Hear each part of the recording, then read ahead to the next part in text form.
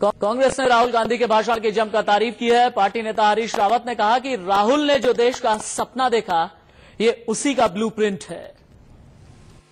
राहुल गांधी जी ने न केवल जो इस दर की ग्रोथ है इंडस्ट्री की, स्पेशली हमारे इंडस्ट्रियल सेक्टर की, उसका उल्लेख किया, बल्कि उन्होंने आगे का क्या रूट मैप होगा, 21वीं सदी में किस तरीके से भारत को अपने अलग अलग इकोनॉमिक कंपोनेंट्स को स्ट्रेंथन करने की जरूरत है, उसमें किस प्रकार के पॉलिसी चेंजेस लाने की जरूरत है, एटीट्यूड में किस तरीके के परिवर्तन लाने की जरूरत है, उन सब बातों का उल्लेख किया।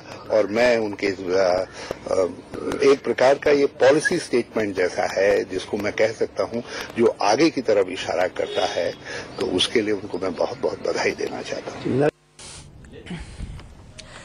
चलिए, एक आखिरी कमेंट के लिए अपने सभी पैनलिस्ट के पास जाएंगे और जानेंगे कि राहुल का भाषण देश के लिए दिशा और दशा का प्रतिबिंब साबित हुआ या फिर नहीं। शकीलुज़्ज़मान सारी साहब, मेरा पहला सवाल, मेरा आखिरी सवाल के इस दौर में पहला सवाल आपसे है। मेरा सवाल यह है कि करप्शन को लेकर, भ्रष्टाचार को लेकर सीधे तौर पर डायरेक्टली एक भी शब्द या एक भी वाक्य नहीं आया, क्यों? और इस 1 घंटे 5 मिनट के भाषण को आप कितने नंबर देते हैं?